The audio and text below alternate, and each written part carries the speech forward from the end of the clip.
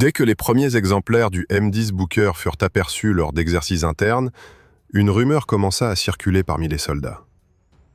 L'armée américaine venait peut-être de créer une machine tellement puissante qu'elle refusait de l'appeler par son véritable nom. Ce n'était pas un simple véhicule blindé, ni une version modernisée d'un système déjà connu. C'était un engin conçu pour entrer là où même les chars lourds ne s'aventurent pas. Une plateforme de feu protégée capable d'écraser des fortifications, d'éventrer des blindés vieillissants et de suivre l'infanterie au cœur de zones urbaines où la mort surgit derrière chaque angle. Pourtant, officiellement, ce colosse n'était pas un char. Du moins, c'est ce que l'armée insistait à répéter, alors même que sa silhouette, sa masse et son canon de 105 mm racontaient exactement l'inverse. Pour comprendre ce paradoxe, il faut remonter plusieurs décennies en arrière. Depuis les années de la Seconde Guerre mondiale, les États-Unis n'avaient cessé de chercher l'équilibre idéal entre mobilité, protection et puissance de feu dans un véhicule léger. Ce fut une quête longue et frustrante, marquée par de nombreuses erreurs et par des projets abandonnés avant même d'atteindre les lignes de front. Le M22 Locust fut une première tentative, un blindé si léger qu'il pouvait être transporté par planeur. Mais son blindage mince et son canon modeste faisaient de lui une cible plus qu'une solution. Moins d'une douzaine furent engagés, preuve que la théorie séduisante d'un char aéroporté s'effondrait face à la réalité. Le M24 Chaffee offrit de meilleures performances, mais l'armée voulut encore plus de mobilité. Elle tenta alors le M41 Walker Bulldog, un projet ambitieux destiné à la reconnaissance armée. Hélas, il s'avéra trop lourd pour les opérations aéroportées et trop imposant pour ses propres missions. Puis vint le M551 Sheridan, une expérience technologique audacieuse qui se heurta immédiatement à des problèmes mécaniques. Dans les jungles du Vietnam, son aluminium vulnérable et son système de tir instable provoquèrent d'innombrables critiques, même si le blindé fut utilisé plus tard au Panama. Cette succession de déceptions poussa l'armée américaine à relancer régulièrement ses programmes. Dans les années 90, afin de remplacer le Sheridan, on lança le M8 Armored Gun System, un blindé prometteur surnommé Buford. Malgré ses qualités, les dépassements budgétaires forcèrent son annulation en 1996. Après les attentats du 11 septembre, l'armée tenta une autre approche avec le programme Future Combat System, qui devait combiner drones, capteurs et véhicules autonomes. Ce fut un échec spectaculaire. En 2015, une nouvelle idée émergea, créer une plateforme destinée spécifiquement aux brigades d'infanterie, capable de les soutenir là où les chars lourds ne peuvent ni manœuvrer ni survivre. Cette fois, le cahier des charges était clair. La machine devait être assez légère pour être déployée rapidement, assez maniable pour évoluer dans des environnements austères et assez bien protégée pour résister aux tirs de mitrailleuses lourdes et aux explosions. Elle devait aussi être assez puissante pour détruire bunkers, nids d'artillerie et blindés anciens tels que des T-55, permettant ainsi à l'infanterie de conserver l'initiative. C'est dans ce cadre que naquit le concept de Mobile Protected Firepower. Deux géants de l'industrie, BAE Systems et General Dynamics Land Systems, se lancèrent dans la compétition. Le premier proposa un dérivé du M8 Buford, tandis que le second développa une version de son Griffin, une plateforme moderne inspirée de technologies éprouvées. Rapidement, les essais montrèrent que le Griffin II possédait la marge d'évolution la plus prometteuse. Avec son canon de 105 mm, son équipage de 4 personnes et son châssis optimisé, il incarnait parfaitement ce que l'armée recherchait depuis des décennies. Une machine ni trop lourde, ni trop vulnérable, capable de concentrer un feu destructeur tout en restant suffisamment mobile pour suivre les soldats dans les environnements les plus hostiles.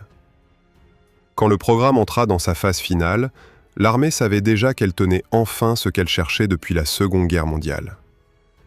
Pourtant, au moment d'annoncer son nom, une décision étrange fut prise. Le véhicule serait appelé M10 Booker, mais on insisterait, haut et fort, qu'il ne s'agissait pas d'un char. Une dénomination volontairement ambiguë, presque déroutante, qui dissimulait le rôle véritable de la machine. être envoyé sur des missions où aucun char n'avait jamais été déployé auparavant. Lorsque le nom M10 Booker fut officiellement annoncé, une atmosphère étrange s'installa dans les milieux militaires américains. Les officiers confirmaient que la machine allait rejoindre les unités d'infanterie les plus exposées, mais continuaient obstinément à éviter le mot « char ». Ce refus, loin d'être anodin, révélait une inquiétude bien réelle. L'armée introduisait une plateforme tellement spécifique que l'appeler tank risquait de créer une confusion doctrinale, voire de provoquer un rejet interne. Pourtant, ceux qui avaient observé les essais comprenaient parfaitement qu'on n'avait pas affaire à un simple véhicule de soutien.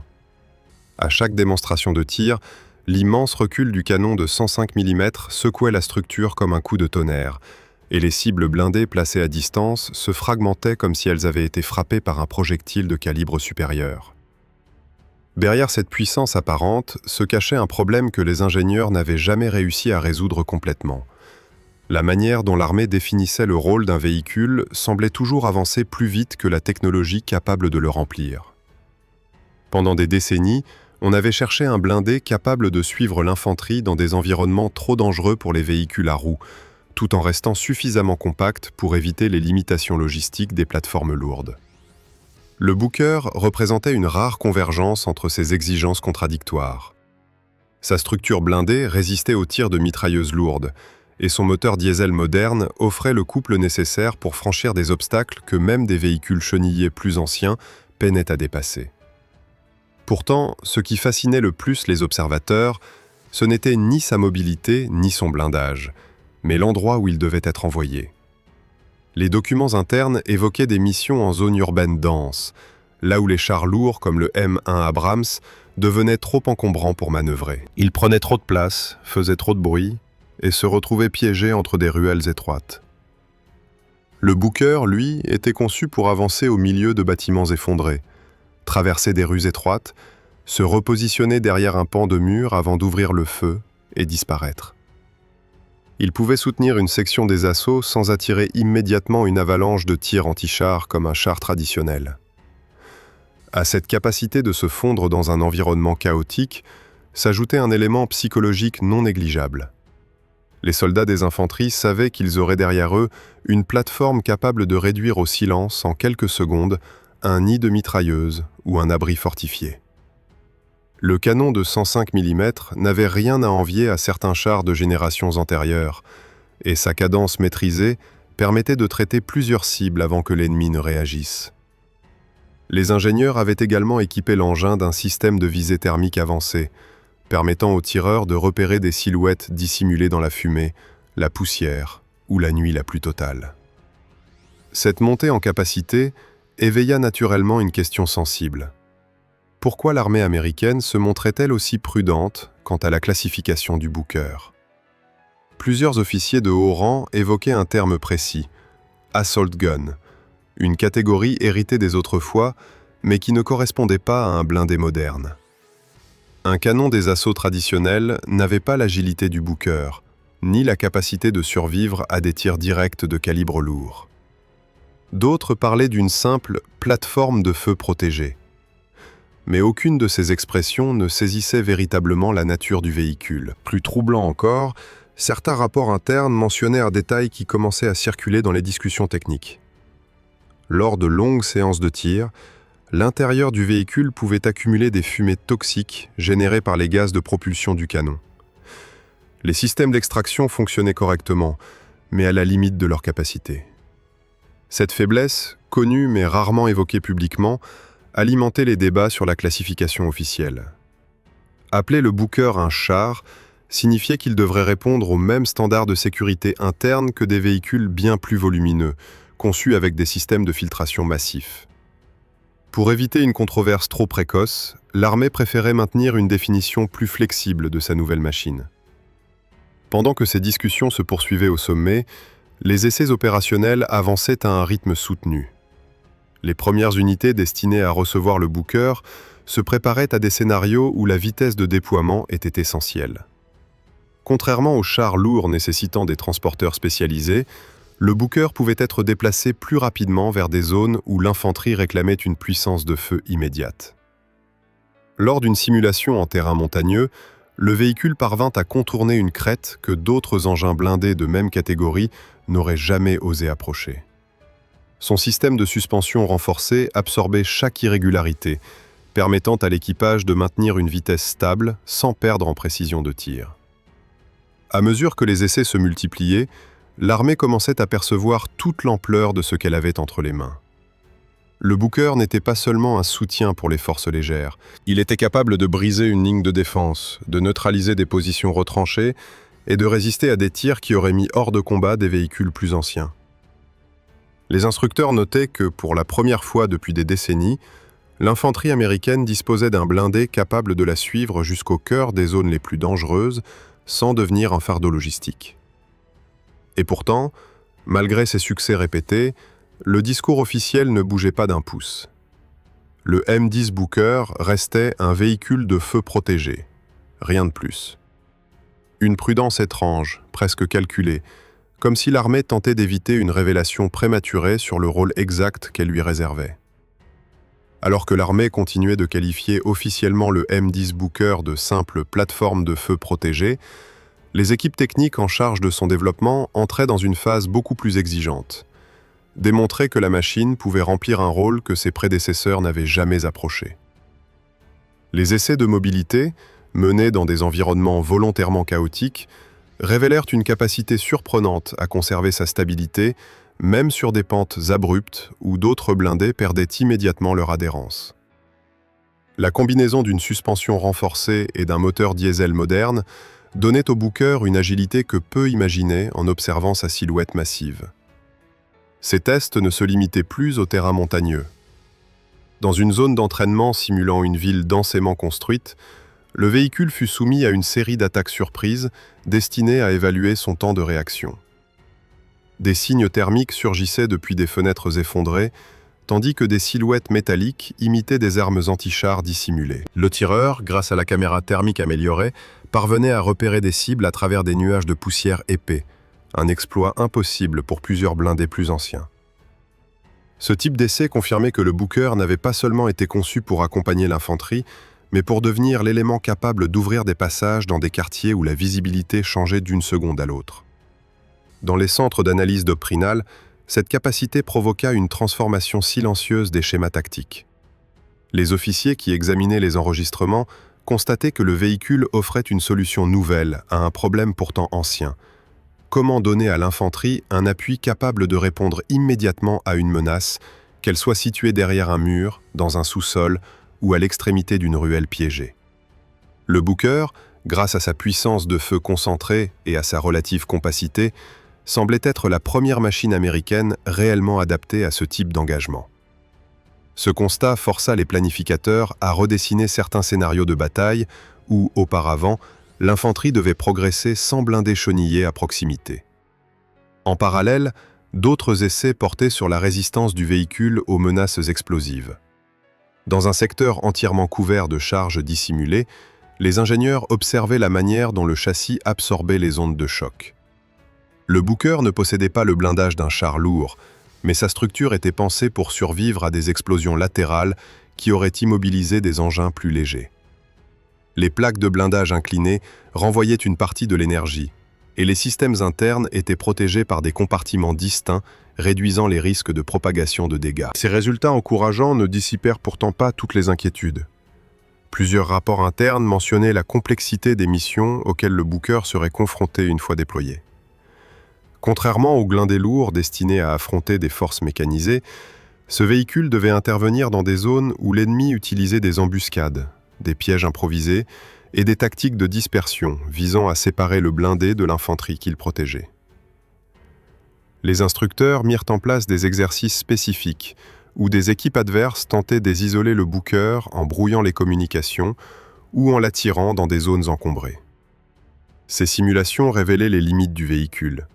Une fois seul, il devenait une cible prioritaire, et son équipage devait impérativement coordonner chaque mouvement avec les unités au sol.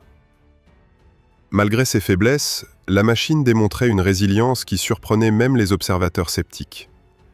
Lors d'un exercice nocturne, le Booker fut déployé sans avertissement dans un réseau de ruelles étroites et sombres.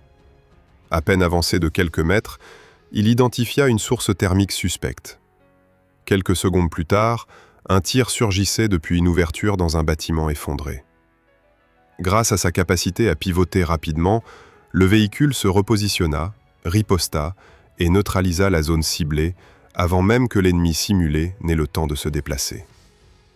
Cet épisode, enregistré et analysé image par image, mit en évidence ce que les planificateurs militaires cherchaient depuis des décennies.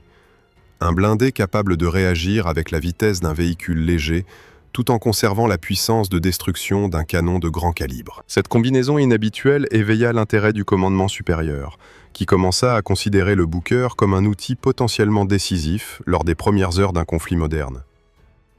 Son rôle ne se limiterait plus à accompagner l'infanterie, mais à pénétrer rapidement des zones sensibles avant l'arrivée des chars principaux.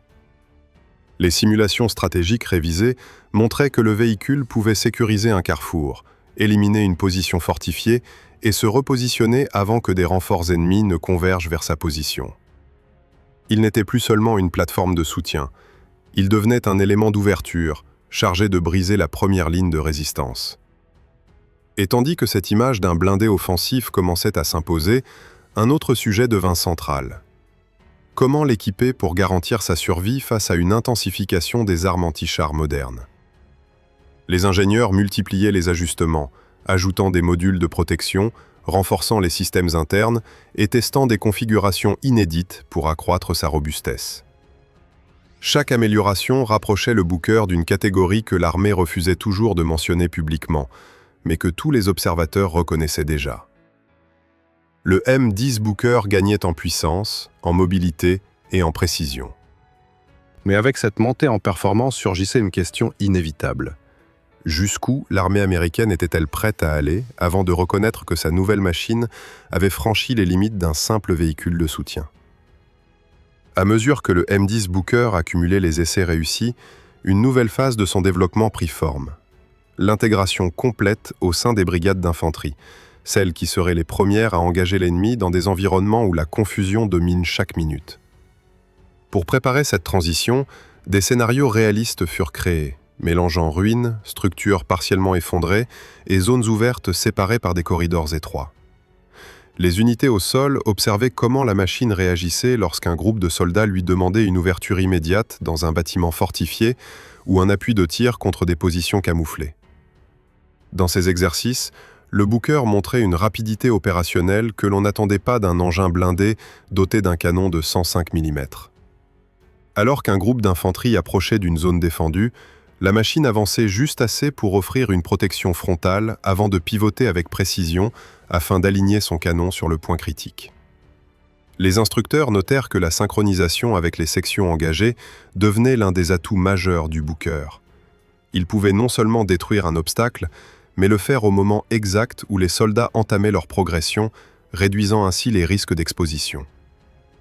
Pendant ces entraînements, un autre aspect apparut clairement: la facilité avec laquelle le Booker pouvait changer d'axe d'engagement. Un char lourd, même doté d'une puissance exceptionnelle, nécessitait souvent un espace considérable pour se repositionner. Le Booker, plus compact, pivotait presque immédiatement, permettant de passer d'une cible située à l'extrémité d'une rue à une menace surgissant d'une cour intérieure. Cette agilité redéfinissait la manière dont les commandants envisageaient la prise de zones urbaines complexes, où chaque seconde de retard pouvait être fatale. En parallèle, l'armée lança une série des évaluations tactiques approfondies pour déterminer comment intégrer le Booker dans des opérations plus vastes. L'une des conclusions surprit même les analystes expérimentés. La machine n'était pas seulement utile en soutien direct, elle pouvait également participer à la rupture initiale d'une ligne défensive. Grâce à sa combinaison de mobilité et de puissance, elle offrait une solution intermédiaire entre des véhicules légers trop vulnérables et des chars lourds limités par leur masse. Cette polyvalence plaçait le Booker dans un espace doctrinal inédit, et les planificateurs durent repenser leur schéma traditionnel. L'un des exercices les plus marquants se déroula sur un terrain boisé, simulant des zones où les blindés conventionnels perdaient immédiatement leur avantage. Le Booker avança avec prudence, utilisant sa tourelle pour sonder les espaces entre les arbres, guidé par les capteurs thermiques. Lorsqu'un poste ennemi simulé ouvrit le feu depuis une position légèrement surélevée, la machine réagit sans hésiter. Un tir précis neutralisa la cible, démontrant que même dans des environnements où la visibilité était fortement réduite, elle pouvait traiter des menaces que des véhicules plus lourds n'auraient pas détectées à temps. Pourtant, malgré ces succès, un défi majeur restait au cœur des discussions internes. Comment garantir que le Booker resterait opérationnel lors de missions prolongées? Contrairement aux autres blindés affectés principalement à des engagements directs, cette machine devait suivre des unités d'infanterie dans des opérations pouvant durer des heures, voire des jours, dans des zones où les ravitaillements arrivaient rarement. Les techniciens mirent donc en place des tests d'endurance rigoureux, vérifiant la capacité du moteur à fonctionner longtemps sous des températures extrêmes, la robustesse des systèmes électroniques et la résistance des composants internes face aux vibrations répétées. Les résultats furent encourageants, mais mirent en lumière un détail critique. Certaines zones du blindage devaient être renforcées pour résister aux projectiles modernes conçus pour pénétrer les véhicules légers. Les équipes d'ingénieurs procédèrent à plusieurs ajustements, notamment sur des panneaux latéraux et des modules externes, permettant au Booker de mieux encaisser des tirs de mitrailleuses lourdes ou des éclats d'obus provenant d'angles difficiles. Ces améliorations, ajoutées sans alourdir excessivement la machine, confirmaient que le véhicule pouvait évoluer sans perdre son rôle d'appui direct. À cette étape, le Booker n'était plus un prototype prometteur, mais une plateforme prête à rejoindre les unités opérationnelles. Pourtant, une interrogation persistait. Jusqu'où pourrait-on utiliser cette machine sans franchir la frontière doctrinale qui séparait encore le Booker d'un char pleinement reconnu? Plusieurs officiers, confrontés aux résultats incontestables des tests, admettaient en privé que la distinction devenait difficile à justifier. La machine accomplissait des missions comparables à celles d'un blindé de combat, mais son statut officiel restait figé dans une définition volontairement ambiguë. Ce flou contribuait à alimenter l'intérêt des spécialistes qui suivaient l'évolution du programme. Certains prédisaient que, lors de ses premières missions réelles, le Booker révélerait l'étendue de ses capacités de manière plus spectaculaire encore que dans les exercices. D'autres craignaient que cette même polyvalence l'expose à des responsabilités pour lesquelles l'armée hésitait à le désigner. Mais tous s'accordaient sur un point. Une fois déployé, le M10 Booker modifierait inévitablement la dynamique des premières lignes. Et à mesure que la date des évaluations finales approchait, un sentiment de tension discrète gagnait les centres d'analyse. Le Booker était prêt. Reste à savoir si l'armée oserait reconnaître publiquement ce qu'elle avait réellement créé. Lorsque les dernières phases d'évaluation furent annoncées, le M10 Booker entra dans une période où chaque détail de son comportement serait scruté avec une précision obsessionnelle. L'armée souhaitait confirmer que la machine pouvait être déployée dans des conditions où aucune autre plateforme chenillée n'avait été engagée auparavant. Pour cela, un terrain d'essai entièrement remodelé fut mis en place. Zones industrielles abandonnées, secteurs truffés d'obstacles, passages abrupts creusés dans un sol volontairement instable, et structures simulant des fortifications renforcées. Le Booker y fut plongé sans préavis, son équipage recevant seulement l'indication de progresser coûte que coûte. Dès les premières minutes, le véhicule démontra une capacité à maintenir son élan malgré les pièges intégrés au parcours. Sur un segment étroit où des structures métalliques entravaient la progression, il avança méthodiquement, utilisant la rotation de sa tourelle pour analyser les ouvertures possibles. Les capteurs thermiques détectèrent rapidement une source suspecte derrière un assemblage de planches empilées. Le tireur ajusta la visée, un tir précis ouvrit un passage net et l'équipage poursuivit sans ralentir. Les observateurs notèrent que même une brusque variation de température n'affectait pas la clarté des images affichées dans le viseur. Un autre test, conçu pour évaluer la résistance aux attaques simultanées provenant de plusieurs directions, plaça le Booker dans un secteur où des armes simulées frappaient depuis des niveaux différents. Le blindé réagit avec une coordination impressionnante. La tourelle pivota pour traiter la menace principale, tandis que le conducteur ajustait la trajectoire pour limiter l'exposition latérale.